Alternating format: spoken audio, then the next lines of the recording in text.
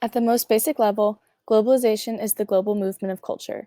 It looks at how people and information move across geographical boundaries and how easily they move, as well as the cultural exchange that results from the interactions between nations. Globalization is driven by technology and results in the integration of national economies. Some argue that it is beneficial because it allows for cultural exchange and the global spread of knowledge, but others may argue that its Western dominated capitalist foundation only exaggerates inequalities between nations.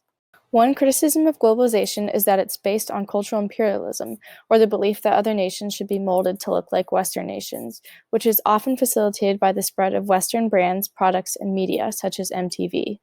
Some oversimplified views of globalization include the idea of global villages, meaning media and technology can cross boundaries and increase international and intercultural communication, connecting individuals from different regions of the world.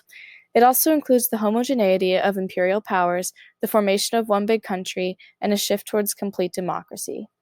A more complex definition of globalization would account for the inequalities in access to technologies that disproportionately affect non-Western, developing, or strictly regulated nations.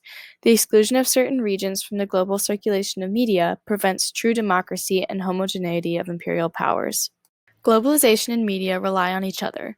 The global spread of media is facilitated by technology, resulting in cultural exchange and interconnectivity of nations. In return, the spread of information and knowledge leads to technological advancements and greater communication, further accelerating globalization. When studying globalization and media, we have to look at how the global and local interact with each other. One way they interact is through the tension created by homogenization, or making everything the same, and heterogenization, which emphasizes cultural differences. This tension leads to hybridity, or the interplay between global and local. One example of hybridity is Tex-Mex cuisine, an intersect of Mexican and American culture.